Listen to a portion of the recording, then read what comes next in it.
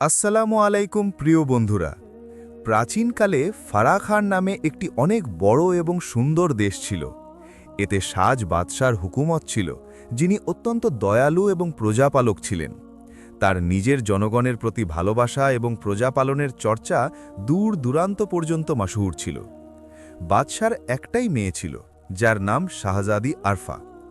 বাবার মতো মেয়েও জনগণের কল্যাণকামী ও নেক দিল ছিল এবং জনগণের সমস্যা সমাধানে বেড়ে ওঠে আগ্রহনীত, তাই মানুষের মধ্যে বেশ জনপ্রিয় ছিল।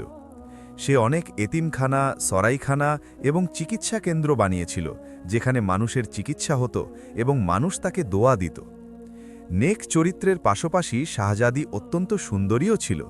এই কারণেই দূর এবং কাছের অনেক শাহজাদা তাকে বিয়ে করার খায়েশমান ছিল। কিন্তু শাহজাদির আজ পর্যন্ত কোনো সম্বন্ধ পছন্দ হল না। সে শুধু বাহ্যিক রূপ লাবণ্য, চকমক আর প্রভাব প্রতিপত্তি দেখে প্রভাবিত হবার মতো ছিল না, বরং সে নিজের পরিচারিকার মাধ্যমে সমস্ত প্রার্থী শাহজাদাদের জীবন বৃত্তান্ত এবং চরিত্র সম্পর্কে খবরাখবর নিত। জানা যেত যে তাদের মধ্যে কেউ কেউ চরিত্রহীন ছিল, আবার কেউ কেউ নিজের জনগণের ওপর এতটাই নিষ্ঠুর আর নির্মম ছিল যে তাদের দেশের মানুষ তাদের নাম নিতেও থরথর করে কাঁপত। ফলে কোনো শাহজাদাই নিজের চরিত্রের বদৌলতে শাহজাদিকে প্রভাবিত করতে পারল না। শাহজাদি আরফা বাগানে আস্তে আস্তে পায়চারি করছিল। বাদশাহ সালামাত তার ওপর নারাজ ছিলেন, কারণ বার্ধক্যের কারণে তার ভেতরে এখন আর সেই পরিমাণ শক্তি বাকি নেই যে শাসনকার্য ঠিকঠাকভাবে পরিচালনা করতে পারেন। তাই তিনি চেয়েছিলেন যে শাহজাদি আরফার বিয়ে কোনো কাছের শাহজাদার সাথে দিয়ে সালতানাতের দায়িত্ব তার হাতে সঁপে দেবেন। কিন্তু শাহজাদি যে কোনো শাহজাদাকে কবুল করতে অনবরত অস্বীকার করছিল, তাই বাদশাহ সালামাত তার ওপর শক্ত নারাজ থাকতেন। কারণ বাদশাহ সালামাত চেয়েছিলেন যে তিনি নিজের জীবনেই এই দায়িত্ব পালন করবেন। কিন্তু শাহজাদির স্বভাবে এক জেদও ছিল। সে বাদশাহ সালামাতকে সাফ জবাব দিয়ে দিল যে আপাতত তার মন কোনো শাহজাদাকে কবুল করার জন্য তৈরি নয়। তবে মনে মনে শাহজাদি নিজেও অস্থির ছিল, কারণ বাদশাহ সালামাতের শরীর বেশ খারাপ হয়ে গিয়েছিল এবং তিনি প্রায়ই অসুস্থ থাকতে শুরু করেছিলেন। শাহজাদি আরফা বাগানে পায়চারি করতে করতে ভাবতে থাকল, কিন্তু ফয়সালার কোনো পথ তার মাথায় আসলো না। এইভাবে পায়চারি করতে করতে না জানি কতক্ষণ কেটে গেল যে হঠাৎ তার কানে তার বান্ধবী উজিরজাদি মাহাপাড়ার আওয়াজ পড়ল। শাহজাদি, হুজুর তো না জানি আজ কোন ভাবনায় ডুবে আছেন। উজিরজাদি মাহাপাড়া কাছে এসে খুব ঘনিষ্ঠতার সাথে বলল। যেহেতু এই দুজনেই সমবয়সী ছিল এবং মহলেও দুজনে একসাথেই বড় হয়েছিল, তাই দুজনের মধ্যে অনেক ঘনিষ্ঠতা ছিল। সবাই তো কিছু না কিছু ভাবতে থাকে, তাই স্বাভাবিকভাবেই আমরাও কিছু না কিছু ভাবছিলাম। শাহজাদি হেসে জবাব দিল, সেটাই তো আমরা জানতে চাই যে আসলে ভাবনার কেন্দ্রবিন্দু কে? আসলে সেই কোন হুশনাসিব যার খেয়ালে আপনি এইভাবে মগ্ন আছেন? উজিরজাদি মাহাপাড়া বলল। তুমি কি সত্যিই জানতে চাও যে আমরা কার কথা ভাবছিলাম? শাহজাদি আরফাত চপল দৃষ্টিতে তার দিকে তাকিয়ে বলল, হ্যাঁ, নিশ্চিতভাবে, এবং আমার এতে অনেক আগ্রহ আছে। উজিরজাদি মাহাপাড়া গভীর আগ্রহ নিয়ে বলল। তাহলে শোনো, যে আমরা আব্বাজান হুজুরের কথা ভাবছিলাম, শাহজাদি আরফা বলল। এক মুহূর্তের জন্য মাহপাড়া থমকে দাঁড়িয়ে রইল, যেন সে কথা বুঝতে পারেনি, আর পরের মুহূর্তেই তার মুখ থেকে অদম্য হাসি বেরিয়ে আসলো এবং সে এতটাই হাসতে লাগল যে তার পেটে খিল ধরে গেল। শাহজাদি নিজেও হাসছিল। বেশ কিছুক্ষণ দুজনে হাসতে থাকল, তারপর আস্তে আস্তে গম্ভীর হয়ে গেল। শুনেছি বাদশাহ সালামাত আপনার উপর বেশ নারাজ। তিনি চান যে আপনি জলদি বিয়ের ফয়সালা করেন, উজিরজাদি মাহপাড়া বলল। আব্বাজান হুজুরের ফয়সালা ঠিকই আছে, কিন্তু যখন মানুষের মন কাউকে কবুল করে না, তখন বিয়ে তো জোরদস্তির নাম নয়, শাহজাদি আরফা জবাব দিল। মাহপাড়া বলল, আসলে আপনি এত অহংকারী কেন? বড় বড় সম্বন্ধ তো এসেছে, কিন্তু আপনি কোনো শাহজাদাকেই কবুল করলেন না। শাহজাদি আরফা বলল, অধিকাংশ শাহজাদা বিলাসী আর খারাপ চরিত্রের ছিল, আর যারা ওরকম ছিল না তারা নিজের প্রজাদের ওপর চরম জুলুম ও অত্যাচার করত। আর আমাদের চরিত্রহীন এবং জালিম লোক একেবারেই পছন্দ নয়। তাহলে শেষে কোনো না কোনো ফয়সালা তো আপনাকে করতেই হবে। এখন আকাশ থেকে তো কোনো ফেরেশতা আসবে না যাকে আপনি বিয়ে করবেন, উজিরজাদি মাহপাড়া মুখ ভ্যাংচিয়ে বলল। ফয়সালা তো আমাদের করতে হবে, আর এটাই তো আমরা ভাবছিলাম যখন তুমি নাজিল হলে, শাহজাদি আরফা বলল।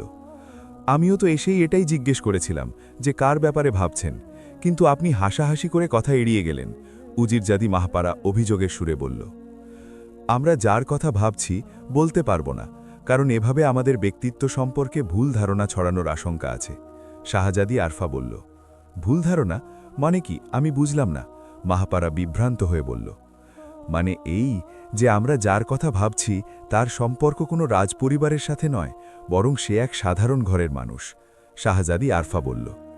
শাহজাদি সাহিবা, ধাঁধা বলবেন না, আমার আপনার কথা কিছুই মাথায় আসছে না, উজিরজাদি মাহপারা বলল। মাহপারা, তুমি জানো যে গত দিনগুলোতে আব্বাজান হুজুরের রাজকীয় চিড়িয়াখানার আয়নার খাঁচা রক্ষীর ভুলের কারণে খুলে গিয়েছিল, আর সেখান থেকে 4টে বাঘ বেরিয়ে লোকালয়ে ঢুকে পড়েছিল, আর তারা রাজ্যের অনেক মানুষকে ছিঁড়ে খুঁড়ে রেখেছিল? শাহজাদি আরফা মাহপারার দিকে জিজ্ঞাসু দৃষ্টিতে তাকিয়ে বলল। হ্যাঁ, আর আমি এটাও জানি যে বড় বড় যোদ্ধা সিপাহীরা তাদের জ্যান্ত ধরতে বা মারতে ব্যর্থ হয়েছিল, এবং এভাবে দেশে অনেক দিন ধরে অনেক ভয় আর ত্রাস ছড়িয়েছিল। অবশেষে এক কাঠুরে সালমান একা তাদের মেরে ফেলেছিল, এবং বাদশাহ সালামাত কাঠুরে সালমানকে দরবারে ডেকে বিশেষ পুরস্কারও দিয়েছিলেন। উজিরজাদি মাহপারা নিজেই সব বিস্তারিত বলে দিল। তাহলে শোনো, এই সালমানকেই আমাদের পছন্দ হয়েছে, শাহজাদি আরফা বলল। শাহজাদি সাহিবা, অন্তত আমার প্রত্যাশা ছিল না যে আপনি এই রকম বোকামি সিদ্ধান্ত নেবেন। আপনার নিজের মর্যাদা এবং রাজপরিবারের মানের খেয়াল রাখা উচিত। আপনার ধারণা আছে যে বাদশাহ সালামাত এই কথা জানতে পারলে তিনি কতটা কষ্ট পাবেন? উজিরজাদি ভীষণ নারাজ হয়ে বলল, আর এর সাথেই সে উঠে চলে যেতে লাগল। শাহজাদি তাকে থামানোর চেষ্টা করল। আরে আরে, আমরা তো এমনি মজা করছিলাম, তুমি সত্যিই মনে করলে? শাহজাদি তার পেছনে ছুটে গিয়ে বলল। কিন্তু সে সত্যিই নারাজ হয়ে গিয়েছিল, তাই শাহজাদির থামানো সত্ত্বেও সে দ্রুত চলে গেল। সালমান অত্যন্ত সুদর্শন এবং অনেক গুণের অধিকারী এক যুবক ছিল, কিন্তু তার দুর্ভাগ্য ছিল এই যে সে এক সাধারণ কাঠুরের ঘরে জন্মেছিল। নেজাবাজি, তীরন্দাজি এবং তলোয়ার চালনায় সে পারদর্শী ছিল। ঘোড়সওয়ারিতেও তার বিশেষ দক্ষতা ছিল। সে নিজের কথাবার্তায় আদব কায়দার এমন খেয়াল রাখত যেন রাজপরিবারের কোনো সদস্য। সে প্রথাগত শিক্ষা তো পায়নি, কিন্তু নিজের বুদ্ধির জোরে অনেক জ্ঞান অর্জন করে নিয়েছিল। সে ছোটবেলা থেকেই শিক্ষার অনুরাগী ছিল, ফলে দরবারীদের সন্তানদের শিক্ষা দেওয়ার জন্য যে রাজকীয় বিদ্যালয় বানানো হয়েছিল, সালমান ছোটবেলায় সেই বিদ্যালয়ের কোণে লুকিয়ে শিক্ষকদের তালিম ও তারবিয়াত দিতে দেখত, এবং যা কিছু তারা বোঝাতেন তা সে মনে গেঁথে নিত। শেষে একদিন এক শিক্ষকের তার উপর দয়া হলো, এবং তার শখ দেখে তাকে রাজকীয় দরবারীদের সন্তানদের সাথে জ্ঞান অর্জনের অনুমতি দিয়ে দিলেন। এভাবে কিছুদিন সে নিয়মিত শিক্ষা পেল। পরে যখন দরবারীদের সন্তানরা তাদের শিক্ষকদের কাছে এই বিষয়ে প্রতিবাদ করল, তখন তাকে বিদ্যালয়ে ছাড়তে হলো। তবে এই সংক্ষিপ্ত সময়ে সে রাজকীয় আদব কায়দা ও কথা বলার শালিকা শিখে গিয়েছিল। সালমানের ওপর কিছুদিন ধরে এক অদ্ভুত অস্থিরতা ছেয়েছিল। সে নিজেও এটা বুঝতে পারছিল না যে এটা কেমন অস্থিরতা। তবে দিন দিন তার স্বভাবে অস্থিরতা বাড়তে থাকল, এবং সালমান যে আগে হাসি খুশি থাকত, সে এখন বিষণ্ণ থাকতে শুরু করল। তার বন্ধুরাও এই পরিস্থিতিতে বেশ চিন্তিত ছিল। সালমান এমনিতে আমোদে মানুষ ছিল, কিন্তু এখন সে সবসময় মুখ ভার করে উদাস বসে থাকত। সালমান ভারাক্রান্ত হৃদয়ে চন্দন কাঠের আটি মাথায় রাখল এবং শহরের দিকে চলতে শুরু করল। অন্য কাঠুরেরা সাধারণ কাঠ বিক্রি করত, কারণ চন্দনের গাছ জঙ্গলের সবচেয়ে ঘন অংশে ছিল, এবং সেখানে নানা ধরনের বন্য জানোয়ারের সাথে মোকাবিলা করতে হতো। তাই অন্য কাঠুরেরা সেখানে যেতে ভয় পেত। অন্যদিকে সালমান ছোটবেলা থেকেই অত্যন্ত সাহসী আর নির্ভীক ছিল, এবং বিপদের সাথে খেলা করা তার জীবনের অংশ ছিল। আর এমনিতেই সে শিকারের শৌখিন ছিল, তাই সে জঙ্গলের সবচেয়ে ঘন অংশে চলে যেত এবং সেখান থেকে চন্দন কাঠ কেটে আনত। যদি কখনো কোনো জানোয়ারের সাথে মোকাবিলা হতো, তবে হয় জানোয়ারটা তার তলোয়ারের শিকার হতো, অথবা তাকে লেজ গুটিয়ে পালাতে হতো। সালমান যেহেতু চন্দন কাঠ বিক্রি করত, তাই তার খদ্দের ছিল আমির, জমিদার এবং রাজদরবারের সাথে যুক্ত ব্যক্তিরা। সালমানের বাবা ছোটবেলায় মারা গিয়েছিল। সে তার বৃদ্ধ মায়ের সাথে থাকত। তারা দুজন গ্রামের বসতিতে থাকত। চন্দন কাঠ থেকে যেহেতু ভালো আয় হতো, তাই সে গ্রামের বসতিতে একটা ছোট পাকা ঘরও বানিয়ে নিয়েছিল, যেখানে তার অন্য কাঠুরে বন্ধুরা কুঁড়ে ঘরে থাকত। সালমান শহরের লোকালয়ে পৌঁছে রাজপ্রাসাদের দিকে চলল।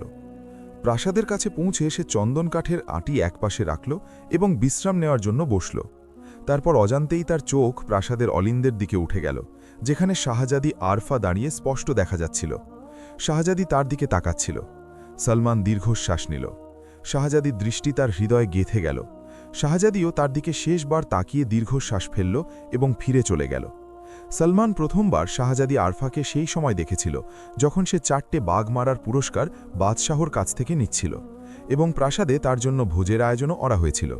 সেখান থেকে শাহজাদি আরফা তাকে ডেকে নিয়েছিল এবং তার কাছ থেকে ওই মোকাবিলার কাহিনী শুনেছিল।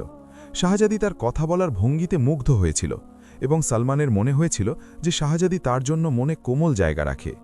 যেহেতু সালমানের প্রাসাদের সামনে দিয়ে যাওয়ার সময় নির্দিষ্ট ছিল, তাই শাহজাদিও সেই সময় অলিন্দে এসে দাঁড়াত। এভাবে এখন প্রতিদিন তাদের আমনাসামনা হতে থাকল। সালমান দীর্ঘশ্বাস ফেলে কাঠের আঁটি তুলল এবং চলতে শুরু করল, যাতে তা বিক্রি করে খাওয়ার জিনিস কেনা যায়। পরের দিন সালমান বরাবরের মতো জঙ্গলের সবচেয়ে ঘন অংশে আসলো। সে তীর ধনুক নামিয়ে একপাশে রাখল এবং কুঠার দিয়ে প্রথম কোপ মারল। গাছ থেকে এক ভয়ানক চিৎকার বেরোল এবং সেই জায়গা থেকে রক্ত পড়া শুরু হলো যেখানে কুঠার লেগেছিল। সালমান অবাক হয়ে গেল। গাছ থেকে চিৎকার বেরোনো আর কাণ্ড থেকে রক্ত বেরোনো এই সব তার জন্য অদ্ভুত ছিল। সে এভাবে অবাক আর অস্থির হয়ে দাঁড়িয়েছিল যে হঠাৎ সেই গাছ থেকে আওয়াজ এলো, নেক দিল সালমান, তুমি কি আমাকে এই বন্দিদশা থেকে মুক্তি দিতে পারো? গাছ থেকে কান্নার সুরের আওয়াজ বেরোল। তুমি কি গাছ কথা বলছো? গাছ তো কথা বলে না। সালমান তখনও অবাক ছিল। আমি গাছ নই, আমি এক জিন, আকাশ জিন। আমাকে রাজকীয় জিনেরা সাজা হিসেবে গাছ বানিয়ে দিয়েছে। তুমি যদি চাও তবে আমাকে মুক্তি দিতে পারো। আমি তোমার এই এহসানের বদলা কোনো না কোনো সময় শোধ করব। গাছ থেকে আওয়াজ এলো। আচ্ছা, তো তুমি জিন, কিন্তু আমি তোমাকে কিভাবে মুক্তি দিতে পারি? সালমানের গলায় তখনও বিস্ময় ছিল। তুমি এখান থেকে উত্তরের দিকে চলে যাও। জঙ্গল শেষ হওয়ার পর ধ্বংসস্তূপ আসবে। ধ্বংসস্তূপে এক অন্ধকার গুহা আছে, যা জিনের রাজপ্রাসাদ। গুহার দরজায় দাঁড়ানো দারোয়ান জিন তোমাকে ধরে জিনের বাদশাহর সামনে পেশ করবে। জিনের বাদশাহর ছেলে চাকাশ আজকাল ভীষণ অসুস্থ এবং জিনের রাজকীয় কবিরাজরাও জবাব দিয়ে দিয়েছে। কিন্তু আমার দাদা এক মস্ত জ্যোতিষী। তিনি আমাকে বলেছিলেন, যদি এখানকার শাহজাদি আরফার তাজ বা মুকুটে থাকা হীরা কোনো পানীয়তে গুলিয়ে চাকাশকে খাওয়ানো যায়, তবে সে সুস্থ হয়ে যাবে। এই হীরা কোনো মস্ত বুজুর্গ বাদশাকে দিয়েছিলেন, আর এর শর্ত হল শাহজাদি খুশি মনে এই হীরা ব্যবহারের অনুমতি দেবে। যদি এটা চুরি করে বা জোর করে নিয়ে গুলিয়ে খাওয়ানো হয়, তবে এর কোনো কাজ হবে না। তুমি রাজকীয় জিনদের বলবে যে তুমি তাদের ছেলের চিকিৎসা করতে চাও। যখন তারা অনুমতি দেবে, তখন তুমি বাদশাহ বা শাহজাদিকে সব ঘটনা খুলে বলবে। তারা দুজনেই অত্যন্ত দয়ালু এবং আমার বিশ্বাস তারা তোমাকে এই হীরা নিয়ে যাবার অনুমতি দেবে। যখন চাকাশ ঠিক হয়ে যাবে, তখন জিনের বাদশাহ তোমার কাছে পুরস্কার চাইবে। তখন তুমি তাকে বলো যে আকাশ জিনকে যে গাছের সাজা দেওয়া হয়েছে তা শেষ করে দেওয়া হোক। জিনের বাদশাহ আমার সাজা শেষ করে দেবে। তারপর তুমি গিয়ে এই হীরা আবার বাদশাকে ফেরত দিয়ে দেবে। গাছ থেকে আকাশ জিনের আওয়াজ এলো, আমি তোমাকে সাহায্য করতে প্রস্তুত, কিন্তু হতে পারে যে বাদশাহ সালামত এই হীরা আমাকে দেবেন না, কারণ আমি এক কাঠুরে, আর নিজের মেয়ের মুকুট থেকে হীরা বের করা তিনি নিজের জন্য অপমান মনে করবেন। সালমান জটিল স্বরে জিজ্ঞেস করল, যখন তুমি তাকে পরিস্থিতি বলবে যে তুমি কোনো বিপদগ্রস্তের সাহায্য করছো, তখন আমার বিশ্বাস তারা তোমাকে না করবে না। যাই হোক, তুমি চেষ্টা করে দেখো, আগে আমার নসিব যা হবে দেখা যাবে। গাছ থেকে আবার আওয়াজ এলো। আর কিছু ভেবে সালমান চূড়ান্তভাবে মাথা নাড়ল এবং তীর ধনুক আর কুঠার কাঁধে ঝুলিয়ে ধ্বংসস্তূপের দিকে চলল। জঙ্গল পার হয়ে ধ্বংসস্তূপ পর্যন্ত পৌঁছতে তার সন্ধে হয়ে গেল। এই ধ্বংসস্তূপ একদম খাঁ খাঁ করছিল এবং সেখানে দূর দূরান্ত পর্যন্ত কোনো প্রাণীর চিহ্ন দেখা যাচ্ছিল না। যেই সালমান এই ধ্বংসস্তূপে পা রাখল, সাথে সাথে তার চোখ ধাঁধিয়ে গেল এবং যখন সে দেখার মতো হলো, তখন দেখল যে সে এক বিশাল কেল্লার মতো প্রাসাদের সামনে দাঁড়িয়ে আছে, আর তার দুই বাহু দুই ভয়ানক বড় বড় জিন ধরে রেখেছে। তারপর তারা তাকে প্রায় টেনে প্রাসাদের ভেতরে নিয়ে গেল। প্রাসাদে এক বিশাল ঘরে মস্ত দরবার বসেছিল, যেখানে শত শত জিন বড় বড় চেয়ারে বসেছিল, আর সামনে রাজ সিংহাসনে প্রভাবশালী এক বৃদ্ধ জিন বসেছিল। সালমান ভূত জিনের গল্প তো শুনেছিল, কিন্তু এই প্রজাতির সাথে তার কোনোদিন মোকাবিলা হয়নি। এত দীর্ঘকায় আর বিশাল চেহারার প্রজাতি দেখে সে অবাক হয়ে গেল। আদমজাত, তুমি আমাদের জনপদে আসার সাহস কিভাবে করলে? বৃদ্ধ জিন, যে জিনের বাদশাহ ছিল, সে কড়কড়ে গলায় বলল। সালমানের মাথা চক্কর দিচ্ছিল। এত গম্ভীর আওয়াজে তার কানের পর্দা ফেটে যাচ্ছিল। তবে সে নিজেকে সামলে নিল এবং বলল, হে জিনের মহান বাদশাহ, আপনার খিদমতে এক সাধারণ আদমজাতের সালাম কবুল হোক। যদি শাহ মুয়াজ্জম নারাজ না হন তবে এই আদমজাত কিছু আরজ করার দৃষ্টতা চায়। সালমান ঝুঁকে কুর্নিশ জানালো, বলো, কি বলতে চাও? জিনের বাদশাহার সুর এবার কিছুটা নরম ছিল। সালমান বলল যে হুজুরের ছেলে চাকাশ অসুস্থ এবং রাজকীয় কবিরাজ তাকে সুস্থ করতে ব্যর্থ হয়েছে। যদি হুজুর অনুমতি দেন তবে এই অধম এই রোগের কোনো না কোনো চিকিৎসা খুঁজে বের করবে। সালমান বিনীত স্বরে বলল, যদি তুমি আমার ছেলের চিকিৎসা করতে পারো তবে তোমাকে মুখ ফুটে চাওয়া পুরস্কার দেওয়া হবে। জিনের বাদশাহ খুশি হয়ে বললেন। তারপর সালমানের ইচ্ছায় তাকে চাকাশ জিনের কামরায় নিয়ে যাওয়া হলো, যেখানে এক বড় খাটে এক তরুণ জিন শুয়ে হাঁপাচ্ছিল। তার পুরো শরীরে লাল দানা বেরিয়েছিল এবং এই দানার কারণে তার শরীরে প্রচণ্ড জ্বালা পড়া হচ্ছিল। সালমান জিনের বাদশাহার কাছে দুদিনের সময় চেয়ে অনুমতি চাইল এবং নিজের রাজ্যের দিকে রওনা হল। সন্ধ্যা হলে শাহজাদি আরফা বরাবরের মতো প্রাসাদের অলিন্দে গিয়ে দাঁড়াল। কাঠুরে সালমান প্রতিদিন এখান থেকে যেত এবং যতক্ষণ না সে তাকে একবার দেখত তার শান্তি হতো না। এই সাদাসিধে আর মাসুম কাঠুরে তার খুব ভালো লাগত। সালমানের ব্যাপারে সে গোপনে অনেক কিছু খবর নিয়েছিল, যে সে সেরা তীরন্দাজ, নেজাবাজ আর তলোয়ারবাজ। ঘোড়সওয়ারিতেও তার তুলনা নেই এবং কিছুকাল সে রাজকীয় বিদ্যালয়েও পড়েছিল। তার অবচেতন মনে সালমানের উপর বেশ আগ্রহ জন্মেছিল। অনেকক্ষণ অপেক্ষার পরেও সালমান আসলো না। তখন শাহজাদি আরফা অত্যন্ত অস্থির হয়ে গেল। সন্ধ্যার ছায়া গভীর হল, কিন্তু সালমান সেখান দিয়ে গেল না। শাহজাদির ব্যাকুলতা বেড়েই চলছিল। রাত আস্তে আস্তে গভীর হতে লাগল এবং শাহজাদি হতাশ হয়ে ফিরে গেল। অনেক কষ্টে সে সিঁড়ি দিয়ে নিচে নেমে আসলো। পরিচারিকা তার জন্যে খাবার নিয়ে আসলো, কিন্তু সে তা ফিরিয়ে দিল। সে শয়নকক্ষে পৌঁছে দরজা বন্ধ করল এবং বিছানায় শুয়ে পড়ল, কিন্তু ঘুম তার থেকে যোজন যোজন দূরে ছিল। তার বুক দুরুদুরু করছিল যে নিশ্চয়ই সালমান কোনো বিপদে ফেসে গেছে, কিন্তু সে নিজের এই দুশ্চিন্তা কারও সামনে প্রকাশ করতে পারছিল না। তার বুক ফেটে আসছিল এবং সে আস্তে আস্তে ফুপিয়ে কাঁদতে লাগল। এভাবেই সারা রাত তার ঘুম হল না।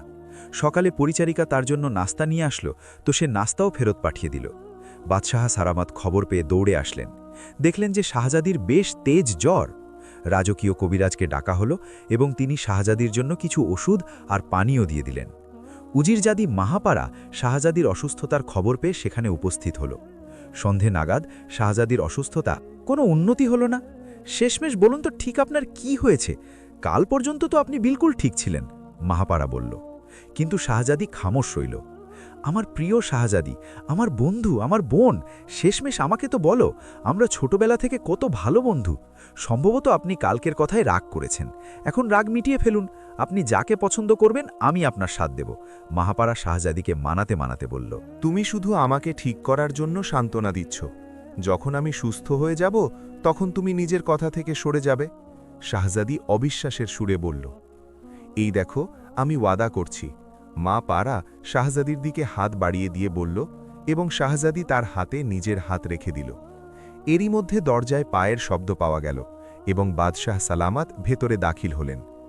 শাহজাদি বেটি, এখন শরীর কেমন? বাদশাহ খুব নরম সুরে জিজ্ঞেস করলেন। আব্বা হুজুর, আগের চেয়ে একটু বেশি ভালো বোধ করছি। বেটি, এইমাত্র আমাদের সামনে এক অদ্ভুত সমস্যা পেশ হয়েছে এবং আমরা এই সিলসিলায় আপনার সাথে পরামর্শ করতে এসেছি। জি আব্বা হুজুর, কি সমস্যা? শাহজাদি চমকে উঠে জিজ্ঞেস করল। এক কাঠুরে সালমান, যে 4টি রয়্যাল বেঙ্গল টাইগার বাব্বার শের মেরে আমাদের থেকে ইনাম হাসিল করেছিল, সে এখন দরবারে এসেছে।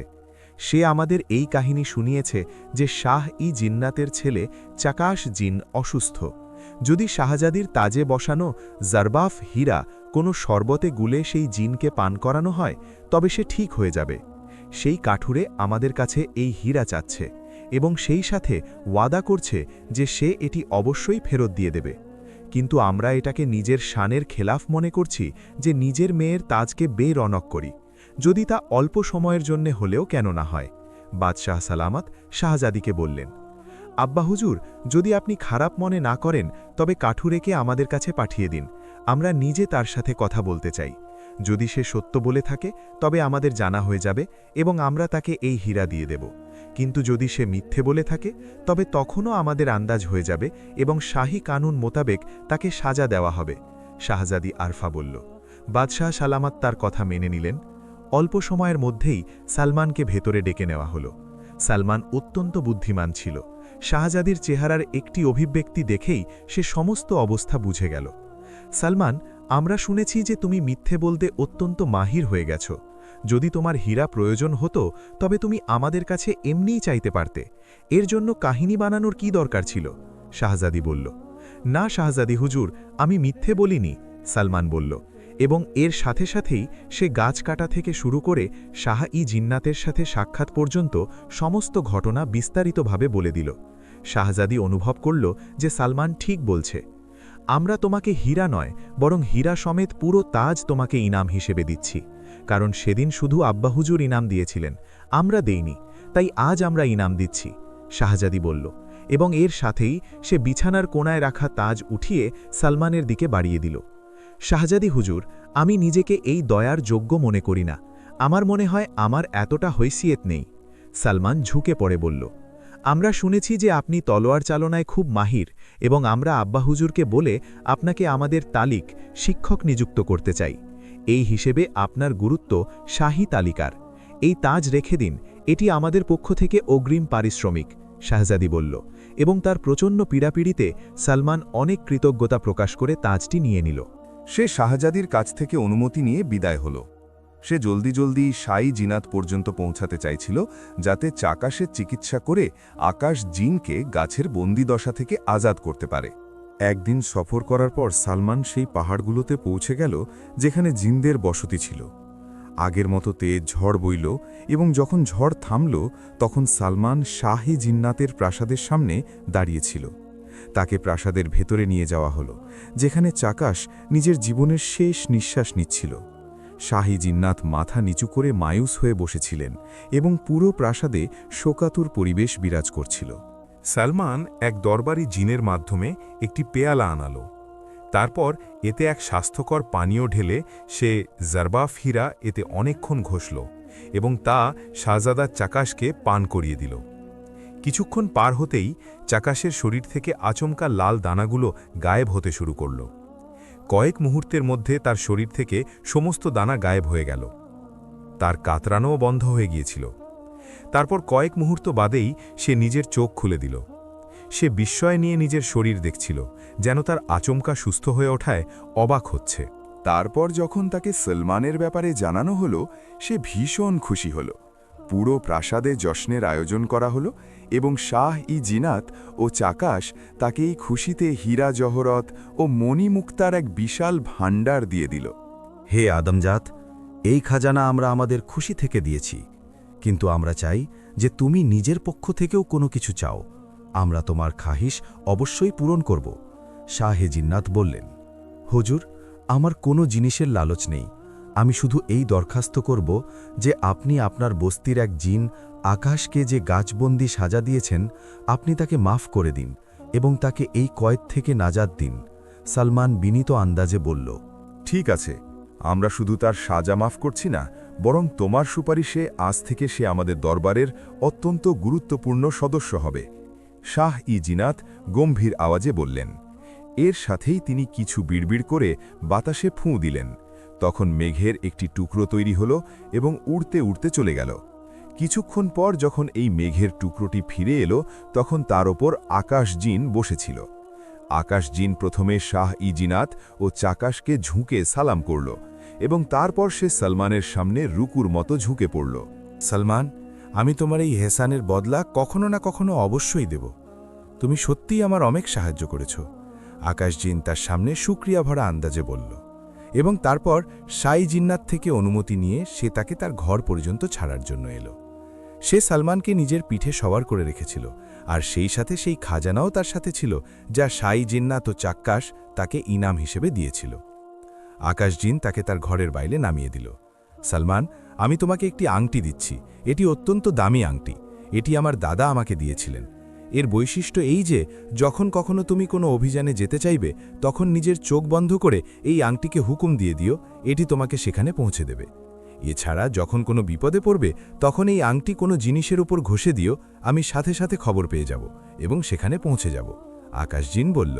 সালমান অত্যন্ত খুশি হল। সে আকাশজিনের সামনেই এই তিলস্মি আংটি নিজের আঙুলে পরে নিল। এরপর আকাশজিন তার থেকে অনুমতি নিয়ে নিজের বস্তির দিকে উড়ে চলে গেল। সালমান শাহ-ই-জিনাতের থেকে পাওয়া খাজানা দিয়ে নিজের বস্তিতে এক অত্যন্ত সুন্দর মহল নির্মাণ করালো, যা বিশালতায় ও সৌন্দর্যে কোনোভাবেই বাদশার মহলের চেয়ে কম ছিল না। এখন সালমান ইরাদা করল যে গিয়ে বাদশাহ সালামতকে শুকরিয়া আদায় করবে, যার জরবফ হীরা দেওয়ার কারণে সে এসব ইনাম ও ইকরাম পেয়েছে। আর তার ইচ্ছে ছিল বাদশাহ সালামতকে নিজের মহলে দাওয়াত দেওয়ার। সে একটি উন্নত জাতের ঘোড়াও কিনে নিয়েছিল এবং কাঠ কেটে বিক্রি করার পেশা সে ছেড়ে দিয়েছিল। যেই সলমান শহরকে লোকালয়ে পৌঁছাল, সে দেখে অবাক হয়ে গেল যে প্রতিটি মানুষ অত্যন্ত পেরেশান ও গমজাদা। সে এক দুজন ব্যক্তিকে থামিয়ে জিজ্ঞেস করার চেষ্টাও করল, কিন্তু কোনো আদমি তার কথার জবাব দিল না। তার মনে হচ্ছিল যেন শহরের ওপর কোনো বিপদ ভেঙে পড়েছে। যখন সলমান শাহী মহলে পৌঁছাল, তখন সে এই দুঃসংবাদ পেল যে শাহজাদিকে কোনো এক দানব অপহরণ করে নিয়ে গেছে। এই খবর সালমানের ওপর বজ্রপাতের মতো পড়ল। বাদশাহ সালামতের হালাত খুব খারাপ ছিল এবং তিনি শোকে বুড়ি তারহা ভেঙে পড়েছিলেন। তাই শাহী তবিব কাউকে তার সাথে দেখা করার অনুমতি দিচ্ছিলেন না। উজিরজাদি মাপাড়াকে যখন সালমানের আগমনের কথা জানানো হলো, সে সাথে সাথে সালমানকে নিজের কাছে ডেকে নিল। উজিরজাদি, শেষমেশ এটা কি হলো? শাহজাদিকে কিভাবে অপহরণ করা হলো? সালমান অস্থির গলায় জিজ্ঞেস করল। আমরা অনেক সখী বাগানে খেলছিলাম যে আচমকা এক বিশাল দেহ সেখানে আবির্ভূত হলো। তার মাথায় লম্বা লম্বা চুল ছিল, হাত ও পায়ে সে বড় বড় সোনার কড়া পড়েছিল আর কানে সোনার দুল পড়েছিল। আমাদের তো তাকে দেখেই চিৎকার বেরিয়ে গেল। সে ছো মেরে শাহজাদিকে ধরল এবং পশ্চিম দিকে উড়ে গেল। শাহজাদি বেচারি আতঙ্কের চোটে চিৎকার করতে থাকল, কিন্তু তার উপর কোনো আসর হলো না। আমরা কাঁদতে কাঁদতে বাদশাহ সালামতের কাছে এলাম এবং সেই সময় থেকে বাদশাহ সালামত মূর্ছা যাচ্ছেন। মা পাড়া সমস্ত তফসিল জানাল। এটা তো খুব খারাপ হলো। সালমান অত্যন্ত পেরেশান হয়ে বলল, আপনি বাদশাহ সালামতকে সান্ত্বনা দিন। আমি এই অভিযানে আজই রওনা হচ্ছি। ইনশাআল্লাহ শাহজাদি সাহিবাকে উদ্ধার করেই ফিরে আসব। সালমান মা পাড়াকে সান্ত্বনা দিয়ে বলল এবং সেখান থেকে অনুমতি নিয়ে মহলের বাইরে চলে এলো।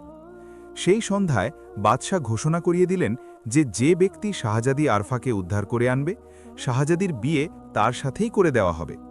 সালমান ঘোড়ার মুখ জঙ্গলের উত্তর দিকে করে নিল, যেখানে এক অত্যন্ত নেক বুজুর্গ থাকতেন। সালমানের বিশ্বাস ছিল যে তিনি এই মুশকিলে কোনো না কোনো সমাধান অবশ্যই দেবেন। সে ঘোড়াকে টকবগিয়ে ছুটিয়ে দিল এবং ঘোড়া অত্যন্ত তেজ গতিতে পথ পাড়ি দিতে লাগল। গালদেওয়ের কয়েদে আসা শাহজাদি আরফার আজ দ্বিতীয় দিন ছিল এবং কেঁদে কেঁদে সে বুড়ি তারহার নাজেহাল হয়ে গিয়েছিল। শয়তান গালদেও তাকে 1 মাস পর্যন্ত চিন্তা করার সুযোগ দিয়েছিল। এরপর সে বলেছিল যে সে এক বিশেষ জাদুর মাধ্যমে জাদু দেবতার থেকে অনুমতি নিয়ে তাকে জবরদস্তি বিয়ে করে নেবে। গালদেও কোনো কাজের প্রয়োজনে চলে গিয়েছিল এবং শাহজাদি তার কয়েদ থেকে বের হওয়ার কোনো না কোনো পথ খুঁজছিল। মহলে তার ঘুরে বেড়ানোর মুকাম্মাল আজাদি ছিল, এমনকি মহলের বাইরে যাওয়ার ওপরও তার কোনো বিধিনিষেধ ছিল না। সে অনেকবার মহলের বাইরে গেল। এই মহল একটি উপত্যকায় অবস্থিত ছিল, যার চারদিকে একদম খাড়া পাহাড় দাঁড়িয়েছিল, এবং সে তো কোনো পাখি ছিল না যে উড়ে অন্য পাশে চলে যাবে। তাই সেই আজাদি দিয়ে সে কোনো ফায়দা হাসিল করতে পারছিল না, কারণ চারদিকের উঁচু পাহাড় কোনো কেল্লার উঁচু দেওয়ালের মতো তাকে বন্দি করে রেখেছিল। শাহজাদি আরফা আবারও মহলে চক্কর লাগানো শুরু করল। মহলের একটি কামরা বন্ধ ছিল এবং শাহজাদি ভাবছিল যে এই কামরায় কোনো না কোনো রহস্য অবশ্যই আছে, কিন্তু কি রহস্য ছিল তা সে জানতে পারল না। মহলের আঙিনার ঠিক মাঝখানে একটি ছোট মূর্তির মতো ছিল, যার মাথা ওপরের দিকে আসমানের দিকে ছিল এবং মূর্তির চোখ থেকে সবসময় লাল রশ্মি বের হতে থাকত। গালদেওয়ের দাবি ছিল যে যখন এই উপত্যকায় কোনো বিপদের আগমন ঘটবে, তখনই রশ্মিগুলো তেজ হয়ে যাবে। এভাবে সে বিপদের আগাম খবর পেয়ে যাবে। কিন্তু শাহজাদি আরফা এই রশ্মিগুলোর মধ্যে একটি কথা খুব অদ্ভুত অনুভব করেছিল, যে এগুলোর মধ্যে পুড়িয়ে ফেলার ক্ষমতা ছিল। যখন ওপর দিয়ে উড়ে যাওয়া কোনো পাখি এই রশ্মির নাগালে আসত, তখন তা সাথে সাথে পুড়ে ছাই হয়ে যেত। মূর্তিটি ছোট ছিল এবং তাকে অনায়াসেই ওঠানো যেত। এর মাথা ঘোরানোর ক্ষমতাও ছিল, অর্থাৎ মাথার পেছন থেকে ধরে তাকে যেদিকে খুশি ঘোরানো যেত। অনেকবার তো শাহজাদি ভাবল যে সুযোগ বুঝে এই মূর্তির লাল রশ্মি গালদেওয়ের শরীরে ফেলে দেবে, হয়তো এতে তার মৃত্যু হবে।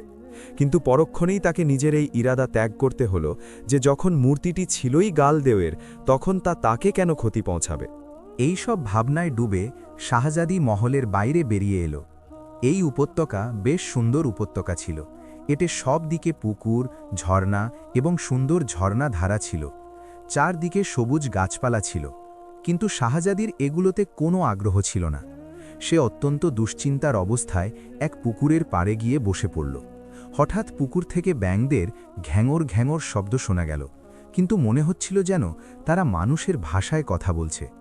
টোকি, তুমি কি জানো শাহ গালদো কেন কালা আমদেওকে বন্দি করে রেখেছে? এক ব্যাঙ ঘ্যাঙর ঘ্যাঙর করে বলল। হ্যাঁ করকি, আমি জানি যে শাহ পরস্তান নিঃসন্তান এবং সে অনেক বৃদ্ধ হয়ে গেছে। তার মৃত্যুর পর কালা আমদেও পরস্তানের বাদশাহীর দাবিদার, অথচ শাহ গালদো নিজে পরস্তানের বাদশাহ হতে চায়। তাই সে কালা আমদেওকে বন্দি করে রেখেছে, কারণ কালা দেও শুধু দেও, দৈত্য, সে জাদু জানে না। অন্যদিকে শাহ গালদো দেও হওয়ার পাশাপাশি একজন জাদুকরও। দ্বিতীয় ব্যাঙটি জবাব দিল। তুমি কি জানো কালা আমদেওকে কিভাবে মুক্ত করা যেতে পারে? হ্যাঁ, আমি জানি যে সে জাদুর কামরায় আছে এবং ততক্ষণ পর্যন্ত মুক্ত হতে পারবে না যতক্ষণ না আতিশি মুজাসসামার রশ্মি ওই কামরার দরজায় ফেলা হয়, কারণ কামরায় যে তালা লাগানো আছে সেটি জাদুর তালা এবং সাধারণ উপায়ে তা ভাঙা সম্ভব নয়। একে কেবল আতিশি মুজাসসামার রশ্মি দিয়েই ভাঙা যাবে। দ্বিতীয় ব্যাঙটি উত্তর দিল। তাছাড়া টোকি যদি শাহজাদি সাহস করে তবে কালা আমদেওকে মুক্ত করতে পারে, এতে তার নিজেরও লাভ আছে। প্রথম ব্যাঙটি ঘ্যাঙর ঘ্যাঙর করল এবং এরপর দুজনেই শান্ত হয়ে গেল। শাহজাদির সামনে বন্ধ কামরার রহস্য উন্মোচিত হয়ে গিয়েছিল। সে দ্রুত প্রাসাদের দিকে দৌড়াল, যাতে শাহগালদো আসার আগেই সে কালা আমদেওকে মুক্ত করে দিতে পারে। অন্যদিকে সালমান অত্যন্ত ঘন জঙ্গলে এক কুঁড়েঘরের কাছে পৌঁছে তার ঘোড়া থামাল। কুঁড়েঘরের বাইরে ঘোড়া বেঁধে সে ভেতরে প্রবেশ করল।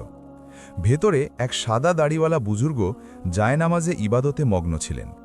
সালমান কোনায় মেঝের উপর বসে পড়ল। কিছুক্ষণ পর বুজুর্গ ইবাদত শেষ করে সালমানের দিকে মনোযোগ দিলেন। সালমান, আমরা জানি তুমি কেন এসেছ, বুজুর্গ হেসে বললেন। জি বাবা, আমি অত্যন্ত দুশ্চিন্তায় আছি। শাহজাদি আরফার অপহরণ আমাকে নাড়িয়ে দিয়েছে। আপনি আমাকে বলুন কোন দেও তাকে অপহরণ করেছে এবং সে কোথায় থাকে। আমি তাকে যে কোনো উপায়ে খতম করতে পারি। সালমান অস্থির হয়ে বলল। সালমান বেটা, শাহজাদি আরফাকে গালদো অপহরণ করেছে। সে দেও হওয়ার পাশাপাশি অনেক বড় জাদুকরও, তাই তাকে খতম করা সহজ নয়। সে কাজাক উপত্যকায় থাকে এবং শাহজাদিকে অপহরণ করে সেখানেই নিজের প্রাসাদে নিয়ে গেছে। সে শাহজাদিকে 1 মাসের সময় দিয়েছে। এরপর সে বিশেষ জাদুর মাধ্যমে জাদু দেবতার অনুমতি নিয়ে শাহজাদিকে জোরপূর্বক বিয়ে করে নেবে। শাহগালদোর সাথে মোকাবিলা করার আগে তোমাকে মারাক জঙ্গলে যেতে হবে। সেখানে এক বৃদ্ধা পূজারিনী জঙ্গলের বাইরে গুহায় থাকে। সে দুটি তিলেসাম বা মায়াজাল তৈরি করবে এবং তোমাকে দুটোকেই জয় করতে হবে। প্রথম তিলেসাম হল ভয়ানক সাপেগুল মাঝখান থেকে তোমাকে সোনালি মুকুটওয়ালা সাপটিকে মারতে হবে। তাকে মারার জন্য তোমাকে অসীম ক্ষিপ্রতা দেখাতে হবে, না হলে সাপেরা তোমাকে দংশন করবে এবং তোমার শরীর এক মুহূর্তে ছাই হয়ে যাবে। এরপর এক ঝাঁক কবুতর তোমার মাথার উপর চক্কর দেবে এবং সেই ঝাঁকের 3 চক্কর পূর্ণ হওয়ার আগে তোমাকে কালো কবুতরটিকে শিকার করতে হবে। এর জন্য শর্ত হল সেটি তোমার প্রথম তীরেই শিকার হতে হবে। যদি সে শিকার না হয় অথবা ঝাঁকটি 3 চক্কর পূর্ণ করে ফেলে, তবে তুমি নিজে নিজেই ধ্বংস হয়ে যাবে। তাই তোমাকে এই পর্যায়েও অনেক দ্রুততা দেখাতে হবে। এরপর বৃদ্ধা পূজারিনী তোমাকে একটি কাজ দেবে এবং সেই কাজেও তোমার বুদ্ধিমত্তা ও সাহসিকতা প্রয়োজন হবে। যদি তুমি সেই কাজ করতে না পারো, তবে বৃদ্ধা পূজারিনী তোমাকে মেরে ফেলবে। যদি তুমি তার কাজ সম্পন্ন করতে পারো, তবে সে তোমাকে পুরস্কার হিসেবে একটি মনকা বা মণি দেবে। এই মনকা নিয়ে তুমি কাজাক উপত্যকায় চলে যেও। তুমি এদিক ওদিক না তাকিয়ে সরাসরি প্রাসাদে প্রবেশ করবে এবং যখন গালদো তোমার সামনে আসবে, তখন এই মনকা তার শরীরে ছুঁইয়ে দেবে। যখনই মনকা তার শরীর স্পর্শ করবে, তার জাদুকরী ক্ষমতা কেড়ে নেওয়া হবে এবং সে একজন সাধারণ দেহ হয়ে যাবে। তারপর তুমি তোমার বুদ্ধিমত্তা দিয়ে লড়াই করে তাকে খতম করতে পারবে। এই দেহ তোমার মনোযোগ নষ্ট করার চেষ্টা করবে, কিন্তু তুমি যদি এদিক ওদিক তাকাও তবে গালদো তোমার উপর আক্রমণ করতে সফল হয়ে যাবে, তাই তোমাকে অত্যন্ত সতর্ক থাকতে হবে। বুজুর্গ বাবা সমস্ত বিস্তারিত জানিয়ে বললেন। এই অভিযানে অনেক সমস্যা তো আছেই, তবে আল্লাহ তাআলা সহায় আছেন। ইনশাআল্লাহ আমি সফল হয়ে ফিরব। সালমান দৃঢ় কণ্ঠে বলল এবং বুজুর্গ বাবার দোয়া নিয়ে কুঁড়ে ঘর থেকে বেরিয়ে আসলো। ঘোড়াটিকে সে চড়ার জন্য ছেড়ে দিয়েছিল যাতে ফেরার সময় নিয়ে যেতে পারে। তারপর সে চোখ বন্ধ করে আকাশজিনের দেওয়া আংটিকে হুকুম দিল যাতে তাকে মারাক জঙ্গলের বাইরে বৃদ্ধা পূজারিনীর আস্তানায় পৌঁছে দেয়। পায়ের নিচে মাটি অনুভব করতেই সালমান চোখ খুলল। সে একটি গুহার বাইরে দাঁড়িয়েছিল আর কিছু দূরেই ঘন জঙ্গল দেখা যাচ্ছিল। হঠাৎ সালমান সাপের তীব্র গর্জন শুনতে পেল। সে চমকে নিচে তাকালো এবং পরের মুহূর্তেই তার চেহারা ফ্যাকাশে হয়ে গেল। মাটি ফেটে সাপ বেরিয়ে আসছিল এবং তারা সালমানকে চার দিক থেকে ঘিরে ফেলল। তাদের থেকে কিছুটা দূরত্বে সে সোনালি মুকুটওয়ালা সাপটিকেও দেখতে পেল। এটি একটি সুন্দর সাপ ছিল, যার মাথায় ছোট্ট একটি সোনার মুকুট ছিল। সাপেদের গর্জন বেড়ে গেল। সালমান দ্রুত তলোয়ার বের করল। সে এই সাপেদের থেকে বাঁচতে বাঁচতে বিদ্যুতের গতিতে সোনালি সাপের দিকে এগোল। হঠাৎ একটি সাপ দ্রুত বেগে ফনা তুলল এবং সালমানের সামলানোর আগেই তাকে দংশন করল। সালমান ভুরিভাবে চক্কর খেল, কিন্তু সে পড়ে যাওয়ার আগেই আকাশজিনের চিৎকার শুনতে পেল। সালমান, নিজেকে সামলাও, জলদি সোনালি সাপকে খতম করো, না হলে সাপের বিষে কয়েক মুহূর্তের মধ্যে তুমি মারা যাবে। সালমান তার ডুবন্ত চেতনাকে সামলে নিয়ে টলটলে সোনালি সাপের দিকে এগোল এবং শরীরের শেষ শক্তি দিয়ে সোনালি সাপের মাথায় তলোয়ারের আঘাত করল। সাপের ফনা কেটে দূরে গিয়ে পড়ল। এক মুহূর্তের জন্য চারদিকে ধোঁয়া ছেয়ে গেল। ধোঁয়া কাটলে দেখা গেল সমস্ত সাপ গায়েব হয়ে গেছে। ইতিমধ্যে আকাশজিন আবির্ভূত হল। তার হাতে একটি পেয়ালা ছিল, যাতে কালো রঙের কোনো পানীয় ছিল। এটি জলদি খেয়ে নাও, না হলে সাপের বিষ তোমার উপর প্রভাব ফেলবে, আকাশজিন দ্রুত কণ্ঠে বলল। সালমান জলদি তার হাত থেকে পেয়ালা নিয়ে পানীয়টি খেয়ে নিল। আকাশজিন, তুমি যদি খারাপ সময় আমাকে না ডাকতে তবে আমি চক্কর খেয়ে পড়ে যেতাম এবং এতক্ষণে শেষ হয়ে যেতাম, সালমান কৃতজ্ঞতার সুরে বলল। আকাশজিন খুশি হয়ে তার বড় বড় ধারালো দাঁত বের করে হাসল। এটা তো আমার কর্তব্য ছিল। এখন তুমি পরবর্তী পর্যায়ের জন্য তৈরি হও, আমি যাচ্ছি, আকাশজিন বলল এবং সেই সাথে গায়েব হয়ে গেল। ইতিমধ্যে সালমান উপরে পাখিদের ডানার ঝটপটানি অনুভব করল। সে দেখল উপরে কবুতরের একটি ঝাঁক উঠছে, যাতে কালো কবুতরটিও আছে। সালমান সাথে সাথে ধনুক সোজা করল এবং তীরের লক্ষ্য কবুতরের দিকে করল। এর মধ্যেই ঝাঁকটি এক চক্কর শেষ করে দ্বিতীয় চক্কর দিতে শুরু করল। কবুতরের গতি ছিল অত্যন্ত দ্রুত এবং উড়ন্ত ঝাঁকের মধ্য থেকে কালো রঙের কবুতরটিকে লক্ষ্য করা ছিল অত্যন্ত কঠিন। ঝাঁকটি দ্বিতীয় চক্কর শেষ করে ফিরে আসছিল।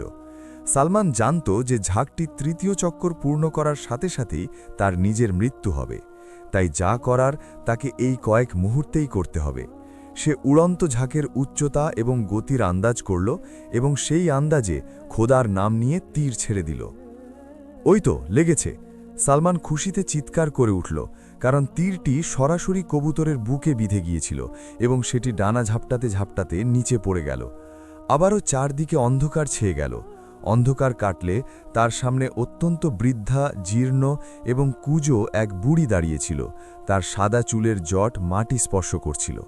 কাঠুরে, তুমি জলদি সামনের জঙ্গলে গিয়ে নীল হাতির শুঁড় কেটে নিয়ে এসো। এর শুঁড় গোড়া থেকে কাটা হতে হবে। যদি তুমি শুঁড় আনতে ব্যর্থ হও তবে আমি তোমাকে হত্যা করব। বৃদ্ধা পূজারিনী চিৎকার করে বলল এবং সেই সাথে অদৃশ্য হয়ে গেল।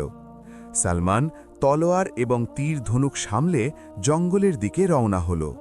অন্যদিকে শাহজাদি আরফা দ্রুত প্রাসাদে প্রবেশ করল। সে আঙিনায় রাখা আতিশি মুজাসসামাকে অর্থাৎ অগ্নি মূর্তিটি তুলে নিল। যেহেতু মূর্তিটি ছোট ছিল তাই সেটি তুলতে শাহজাদির কোনো অসুবিধা হল না। শাহজাদি মূর্তিটি নিয়ে দ্রুত বন্ধ কামরার দিকে চলল। শাহজাদি মূর্তির চোখ থেকে বের হওয়া লাল রশ্মি দরজার দিকে তাক করল।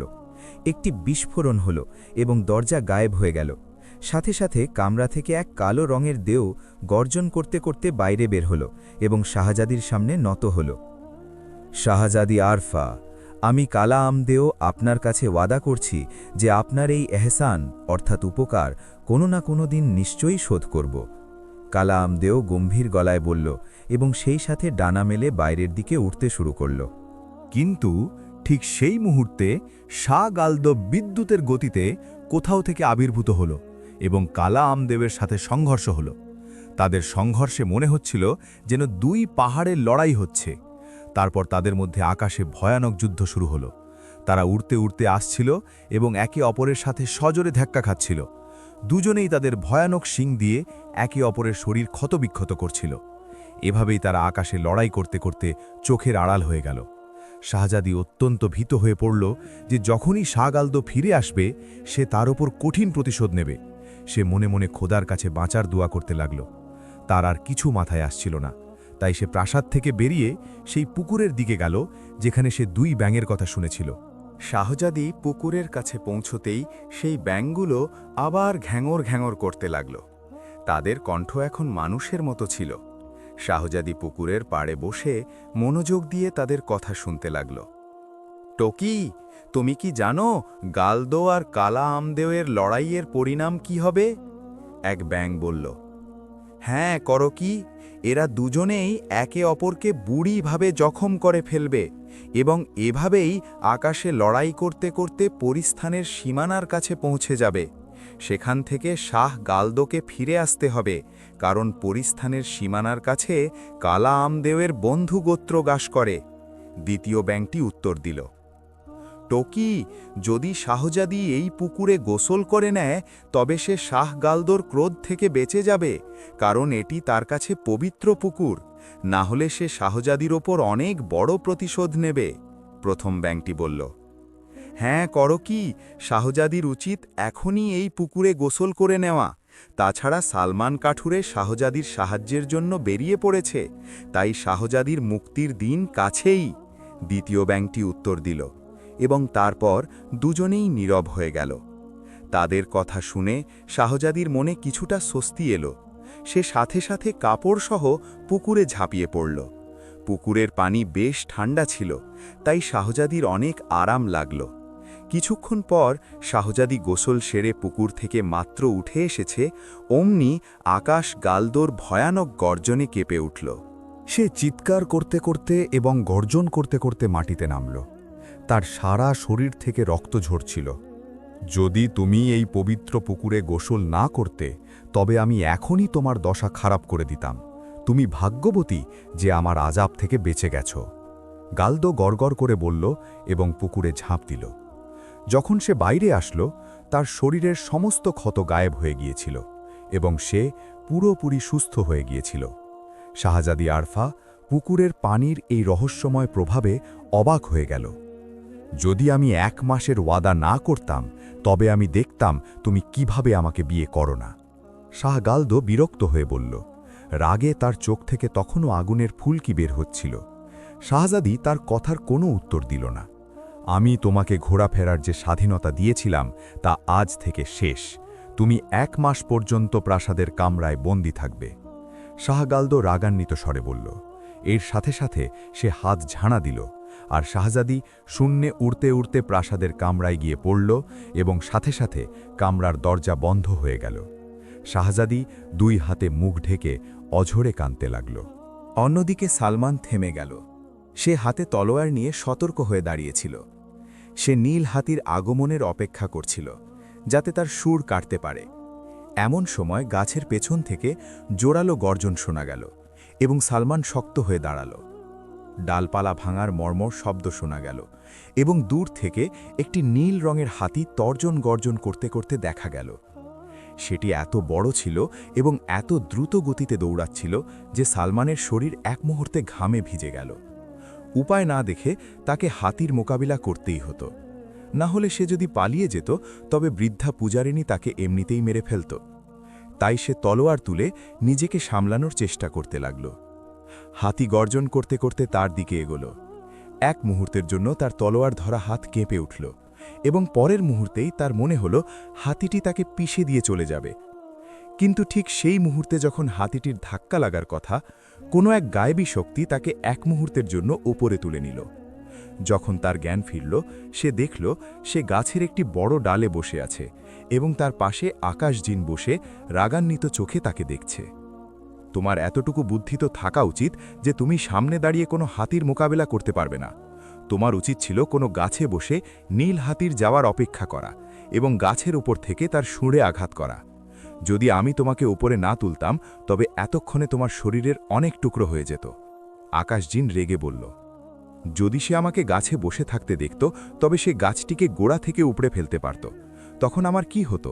সালমান কাঁচুমাচু হয়ে বলল, এই আংটি যা আমি তোমাকে দিয়েছি তা তোমাকে শূন্যে ভাসিয়ে রাখতে পারে।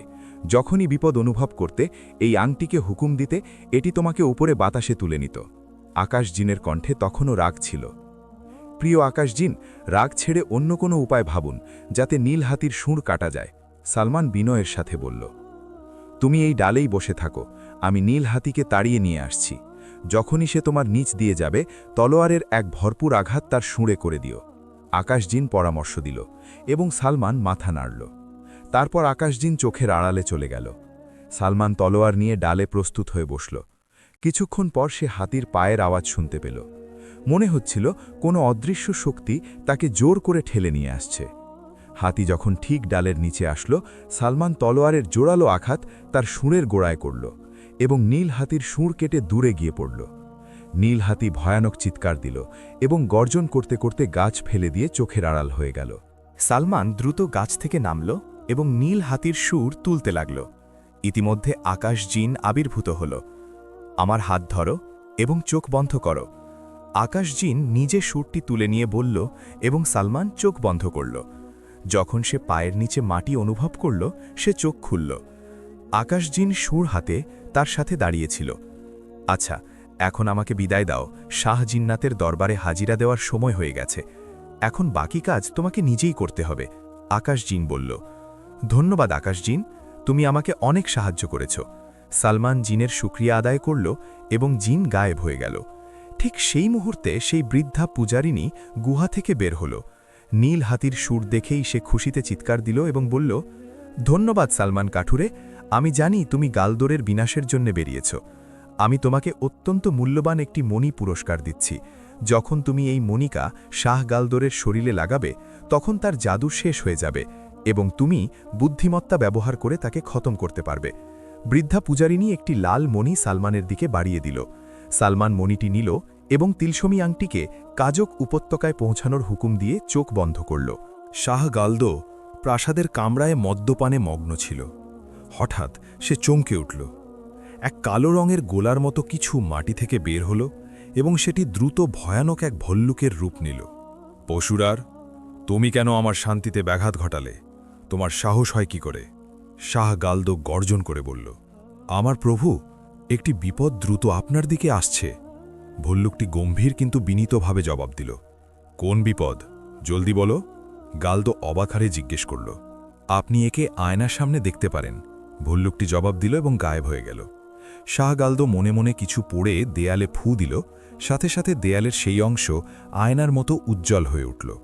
পরের মুহূর্তেই শাহ গালদো বুড়িভাবে চলকে উঠল। উপত্যকায় এক অপরিচিত যুবক দাঁড়িয়েছিল, যে প্রাসাদের দিকে অবাক হয়ে তাকিয়েছিল। তারপর সে ধীরে ধীরে প্রাসাদের দিকে এগোতে লাগল। শাহ গালদো আবার মনে মনে কিছু পড়ে মাটিতে ফুঁ দিল। মাটি থেকে একটি ছোট বামনী বের হল। আন্তি, বলো, এই যুগত কে এবং এখানে কি করতে এসেছে? শাহ গালদো বলল, প্রভু, এটি একজন কাঠুরে। এর নাম সালমান। সে অত্যন্ত সাহসী, বুদ্ধিমান এবং দয়ালু মানুষ। সে শাহজাদি আরফাকে আপনার বন্দিশালা থেকে মুক্ত করতে এসেছে। আন্তি বামনী জবাব দিল, কিন্তু সে কিভাবে আমাদের মোকাবিলা করবে? একজন মানুষ তো কোনো দেওয়ের মোকাবিলা করতে পারে না। শাহ গালদো অবাক হয়ে বলল, প্রভু, তার কাছে আকাশজিনের দেওয়া আংটি এবং বৃদ্ধা পূজারিনীর দেওয়া মণি আছে, তাই সে আপনার ক্ষতি করতে পারে। এ আংটি আর মণি আমাদের কিছুই করতে পারবে না। আমরা দেও হওয়ার পাশাপাশি জাদু করো। তবে তুমি এক কাজ করো, তার পেছনে শাহজাদি আরফার রূপ ধরে পৌঁছে যাও। ইতিমধ্যে আমি এর কোনো না কোনো সমাধান বের করছি। শাহ গালদো তাকে হুকুম দিল এবং আন্তি জি প্রভু বলে গায়েব হয়ে গেল। সালমান যখন পায়ের নিচে মাটি অনুভব করল, সে চোখ খুলল। সে এক উপত্যকায় দাঁড়িয়েছিল, যার চারদিকে পাহাড় ছিল। উপত্যকাটি ছিল অত্যন্ত বিশাল এবং সুন্দর। কিছু দূরে একটি বিশাল প্রাসাদ দেখা যাচ্ছিল। সালমান বেশ কিছুক্ষণ অবাক হয়ে সেই উপত্যকা দেখল। তারপর ধীরে ধীরে প্রাসাদের দিকে এগোতে লাগল। হঠাৎ সে তার পেছনে কিছু শব্দ অনুভব করল। সে পেছনে তাকানোর ইচ্ছা করল, কিন্তু তখনই সেই বুজুর্গ বাবার উপদেশ মনে পড়ে গেল, যিনি বুঝিয়েছিলেন যে সে যেন এদিক ওদিক না তাকিয়ে সরাসরি প্রাসাদের দিকে এগোয়। তাই সে মাথা ঝাড়া দিয়ে সামনে এগোতে লাগল। হঠাৎ তার পেছন থেকে শাহজাদি আরফার কোমল ও মিষ্টি কণ্ঠ শোনা গেল, সালমান, এদিকে আমার কাছে এসো। কণ্ঠে এত আকর্ষণ ছিল যে না চাইতেও সালমানের দৃষ্টি পেছনে ঘুরে গেল। সেখানে শাহজাদি আরফা পাহাড় থেকে নিচে নামছিল, কিন্তু মনে হচ্ছিল যেন সে বাতাসে ভেসে ভেসে নিচে নামছে। সালমান সব কিছু ভুলে তাকে দেখতে মগ্ন হয়ে গেল।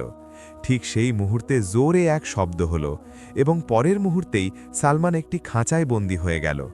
শাহজাদি আরফা হাসতে হাসতে গায়েব হয়ে গেল এবং সালমান বুঝতে পারল যে তাকে পরিকল্পিতভাবে ফাঁসানো হয়েছে।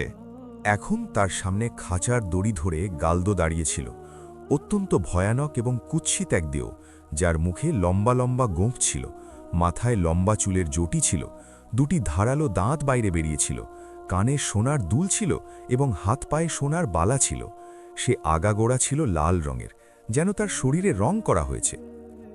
মানুষের সাহস তো দেখো, মাছির চেয়েও তুচ্ছ প্রমাণিত হল। শাহ গালদো অট্টহাসি দিয়ে বলল এবং খাঁচাটিকে টেনে নিতে লাগল। সালমানের মাথায় সাথে সাথে একটি বুদ্ধি এলো। খাঁচাটি যখনই গালদোর কাছে আসলো, সালমান তার পকেট থেকে মণিটি বের করল এবং খাঁচা থেকে হাত বের করে মণিটি শাহ গালদোর শরীরে পুরো শক্তি দিয়ে ঘষে দিল। শাহ গালদো এক জোরালো ধাক্কা খেল এবং ছিটকে দূরে গিয়ে পড়ল। সেই সাথে খাঁচাটিও গায়েব হয়ে গেল। এখন সে মাটিতে স্বাধীনভাবে দাঁড়িয়েছিল। সে অত্যন্ত ক্ষিপ্রতার সাথে পোশাকের ভেতরে লুকানো তলোয়ার বের করে নিল। ওরে ধূর্ত মানুষ, তুই আমার জাদু শেষ করে দিয়েছিস, কিন্তু তুই আমার থেকে বাঁচবি কোথায়? গালদো চিৎকার করে বলল এবং সালমানের উপর ঝাঁপিয়ে পড়ল। কিন্তু সালমান পাশ কাটিয়ে এক পাশে সরে গেল। শাহ গালদো আবার ঝাঁপালো এবং সালমান তলোয়ারের আঘাত করল, যাতে শাহ গালদোর একটি হাত কেটে দূরে গিয়ে পড়ল। সে পাগলের মতো সালমানের উপর ঝাঁপ দিল। এবার সালমান পাশ কাটানোর সুযোগ পেল না। গালদো তার মাথার উপরে পৌঁছে গিয়েছিল। সালমান দ্রুত নিচে বসে পড়ল। গালদো দ্রুত তার উপর ঝুঁকল। ঠিক সেই মুহূর্তে সালমান তলোয়ারটি সোজা মাথার উপরে ধরল এবং তলোয়ারটি দ্রুত গালদোর পেটে ঢুকে গেল। সে ভয়ানক চিৎকার দিল এবং তার পেট থেকে ফিনকি দিয়ে রক্ত ছুটল। দেওয়ের মুখ থেকে এত ভয়ানক চিৎকার বেরোল যে পুরো উপত্যকা কেঁপে উঠল। তারপর সালমান তাকে ওঠার সুযোগ দিল না এবং বড় বড় পাথর তুলে গালদোর মাথায় মারতে শুরু করল। কয়েক মুহূর্তের মধ্যে গালদোর মাথা ফেটে গেল। এক পর্যায়ে গালদো নিথর হয়ে গেল এবং তার কান্নার মতো আওয়াজ বাতাসে ভেসে এলো, আমি জাদুকর দেও শাহ গালদো ছিলাম, সালমান চালাকি করে আমাকে খতম করে দিল। এর সাথে সাথেই আবার একটি বিস্ফোরণ হলো এবং গালদোর প্রাসাদ গায়েব হয়ে গেল। যখন ধুলোবালি সরল, দেখা গেল শাহজাদি আরফা উপত্যকায় দাঁড়িয়ে অবাক হয়ে চোখের পলক ফেলছে। সালমানকে দেখেই সে দৌড়ে তার কাছে চলে আসলো এবং যখন সালমান তাকে সমস্ত ঘটনার বিস্তারিত বলল, তখন সে অত্যন্ত খুশি হল। তারপর সালমান শাহজাদির হাত ধরে তাকে চোখ বন্ধ করতে বলল এবং হাতে থাকা আংটিকে হুকুম দিল যাতে তাদের রাজপ্রাসাদে পৌঁছে দেয়। কয়েক মুহূর্ত পরেই তারা রাজদরবারে উপস্থিত ছিল। পায়ের নিচে মাটি অনুভব করতেই দুজনে চোখ খুলল। যখন বাদশাহ তাদের আসার খবর পেলেন, তিনি দৌড়ে আসলেন এবং সালমানকে জড়িয়ে ধরলেন। পুরো দেশে সালমানের বীরত্ব ও বুদ্ধিমত্তার চর্চা হতে লাগল। এখন বাদশাকে তার ঘোষণা অনুযায়ী ওয়াদা পূরণ করতে হবে। সুতরাং শাহজাদি আরফা এবং সালমানের বিয়ে হয়ে গেল। শাহজাদি আরফা এবং সালমান খুশি ছিলেন, অত্যন্ত খুশি। বাদশাহ যেহেতু বৃদ্ধ হয়ে গিয়েছিলেন, তাই তিনি রাজমুকুট ও সিংহাসন সালমানের হাতে তুলে দিলেন। কিন্তু এই দেশের একটি অদ্ভুত আইন ছিল যে যদি কখনো রাজপরিবারের বাইরের কোনো ব্যক্তি শাসনভার গ্রহণ করে, তবে সে ততক্ষণ পর্যন্ত মুকুট পরতে পারবে না যতক্ষণ না সে রাজপরিবারের কোনো মেয়েকে বিয়ে করে এবং তাদের সন্তান হয়। যখন রাজপরিবারের মেয়ের গর্ভে তার সন্তান জন্মাবে, তখন সে আনুষ্ঠানিকভাবে রাজপরিবারের সদস্য হিসেবে গণ্য হবে এবং রাজমুকুটও পরতে পারবে। তাই সালমান এখন শাসন করলেও রাজমুকুট পরতে পারছিল না। এ কারণে সে দেশে বেতাজ শাহজাদা অর্থাৎ মুকুটহীন রাজপুত্র নামে পরিচিত হয়ে গেল। এরপর 1 বছর পর আল্লাহ তাআলা তাদের একটি সুন্দর চাঁদের মতো ছেলে সন্তান দান করলেন। সুতরাং এখন শাহজাদা সালমানের আনুষ্ঠানিকভাবে রাজ্যাভিষেক করা হলো, কারণ এখন সে রাজ পরিবারের সদস্য হয়ে গিয়েছিল। কিন্তু উজিরের মেয়ে পারা এখনও তাকে খেপানোর জন্য বেতাজ শাহজাদা বলেই ডাকত। প্রিয় বন্ধুরা, গল্পটি ভালো লাগলে লাইক করুন, চ্যানেলটি সাবস্ক্রাইব করে দিন। ধন্যবাদ।